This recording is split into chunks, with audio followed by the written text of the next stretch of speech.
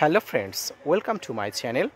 দেশ এবং দেশের বাইরে থেকে যারা আজকে আমার ভিডিওটি কন্টিনিউ করেছেন প্রত্যেককেই gardener tips with Kamal YouTube চ্যানেলে স্বাগতম। দেখতে দেখতে শীতের আভাস পড়ে গেল। নভেম্বর মাসের প্রায় 2-4 তারিখ হয়েও গেছে। ইতিমধ্যে ছাদ বাগানে থাকা সমস্ত প্রকার গাছের পরিচর্যার পরিবর্তন এসেছে। বিভিন্ন প্রকার গাছের মধ্যে একটি অন্যতম জনপ্রিয় এবং সেরা গাছ হলো আম গাছ। তবে সেই আম গাছ যখন 12 মাসি হয়ে দাঁড়ায়, আমাদের কাছে গাছটির গুরুত্ব আরও বেশি হয়ে দাঁড়ায়। ছাদ বাগানে আজকের ভিডিওর আলোচনার বিষয়বস্তু হবে 12 মাসি একটি আম কাটিমন, সেই কাটিমন গাছের পরিচর্যা।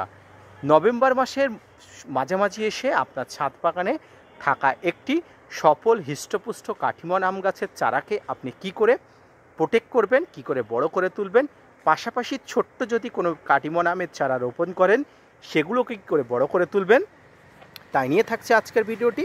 না স্কিপ করে কন্টিনিউ করুন।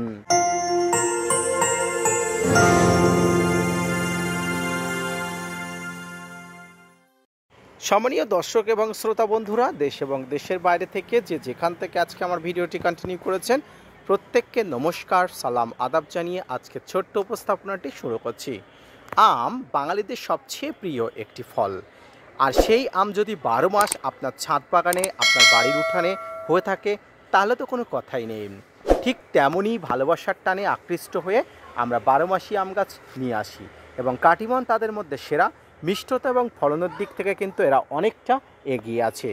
ছাদ বাগানে কাটিমন আম গাছ যখন আনবেন, অন্যান্য গাছের থেকে কাটিমন গাছ বা আম গাছের মাটি সম্পূর্ণ আলাদা করতে হয়।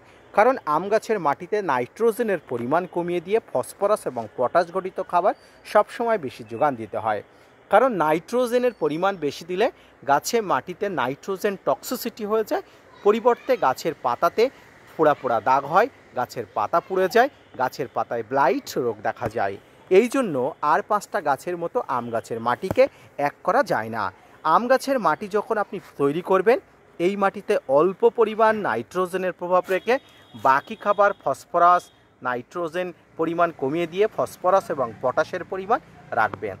এছাড়াও আপনি আরও যে সমস্ত পদার্থ, যেমন জৈব পদার্থ, এর মধ্যে অন্যতম হলো সিউইড এক্সট্রাক্ট, যেটা দানাদার বা গ্রানুলা, সেটা প্রয়োগ করতে পারেন। এই ধরনের মাটিতে আপনি কোনো প্রকার বেশি নাইট্রোজেন রাখবেন না।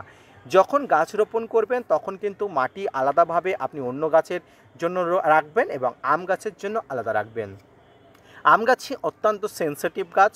মাটিতে কোনো প্রকার অজৈব পদার্থের পরিমাণ বেশি, রাসায়নিক পদার্থের পরিমাণ বেশি হলে সেটি গাছের গোড়াকে, শিকড়কে অ্যাটাক করে। তাই সাবধানবশত আপনি এই সমস্ত খাবারগুলো ভালো করে রেখে গাছ রোপণ করবেন।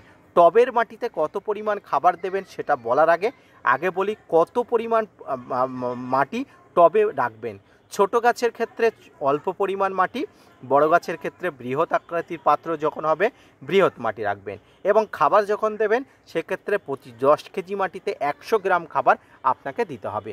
মনে রাখবেন, খাবার দেওয়ার ক্ষেত্রেও কিন্তু আপনি এই নিয়মটা অবশ্যই মনে রাখবেন যে আম গাছের মাটিতে খাবার দেওয়ার আগে নাইট্রোজেন ঘটিত পদার্থ অধিক পরিমাণ দেবেন না। বিশেষ করে সর্ষের খোল, বাদাম খোল এবং নিম খোল।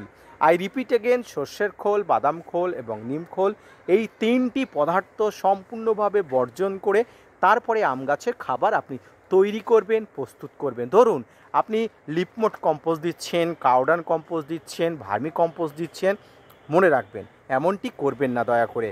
আপনি যে কোনো একটি কম্পোস্ট দেবেন। লিপমোট কম্পোস্ট দিলে ভার্মি কাউডান দেওয়ার দরকার নেই, কাউডান দিলে আপনি ভার্মি বা লিপমোট এগুলো দেওয়ার দরকার নেই। অর্থাৎ কম্পোস্ট আপনি যে কোনো একটি রাখবেন, বাকি যে উপাদানগুলো আছে আপনি যথাযথভাবে নিয়ে গাছের গোড়াতে খাবার দেবেন।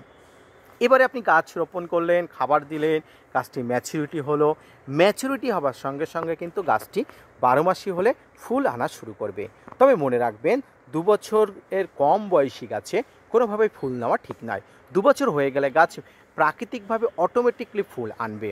তবে গাছ সবসময় 2 বছর বয়সী হওয়ার মধ্যে গাছকে ঝাঁকড়া করে নেওয়ার একটা ব্যবস্থা করবেন। ঝাঁকড়া অর্থাৎ প্রুন করে গাছকে শাখা পোশাখা যুক্ত করতে হয় এবং গাছকে কিন্তু একটা শেপ দিতে হয়।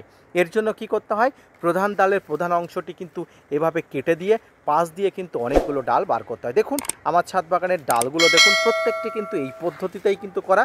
ছোট বড় দুর্বল সবল প্রত্যেকটি ডালগুলো কিন্তু এইভাবেই এই পদ্ধতিতেই করা।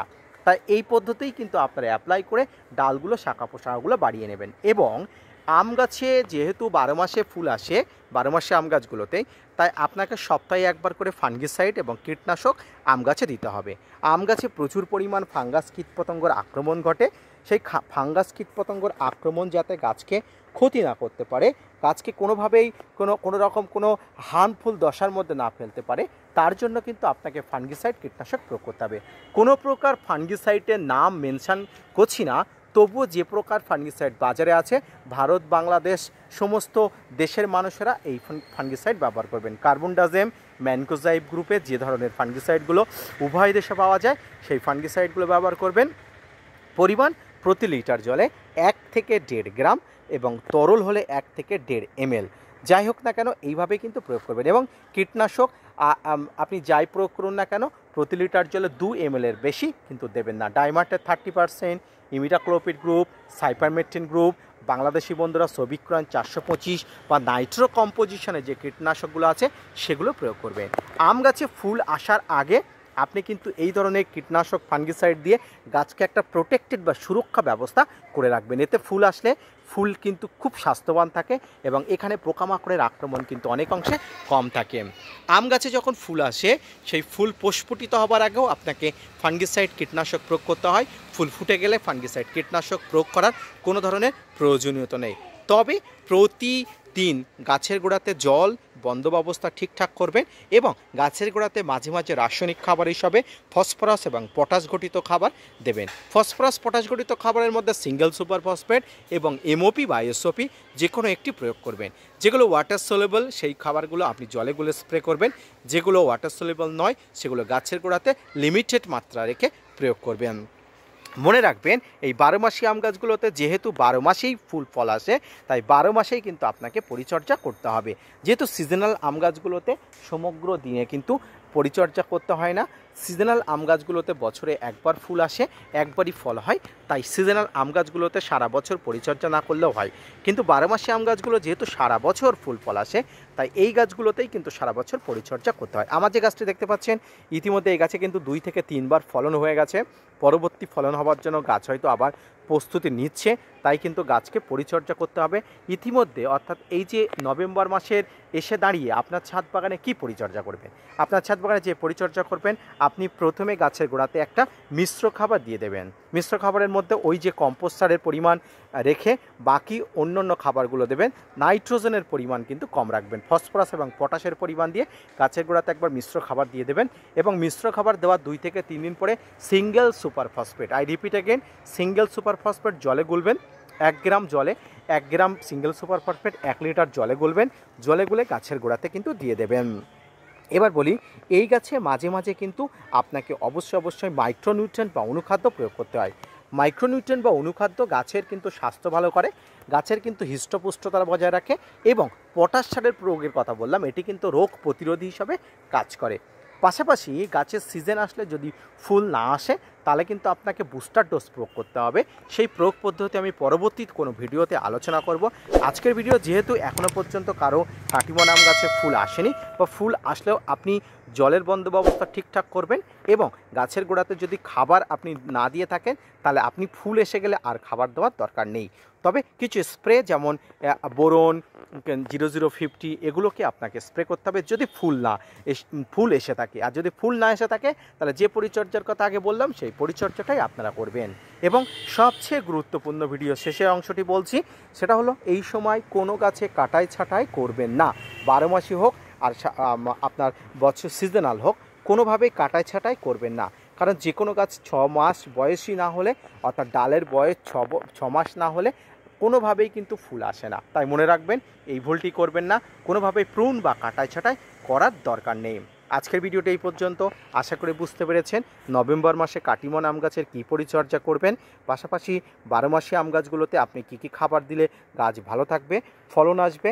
ফলন ভালো রাখার জন্য আপনাকে কী কী টিপস অবলম্বন করতে হবে তাই নিয়ে বিস্তারিত আলোচনা। আশা করি ভালো লেগেছে। যদি ভালো লেগে থাকে gardener tips with Kamal YouTube চ্যানেলকে সাপোর্ট করবেন, ভিডিওটি শেয়ার করতে ভুলবেন না। ধন্যবাদ।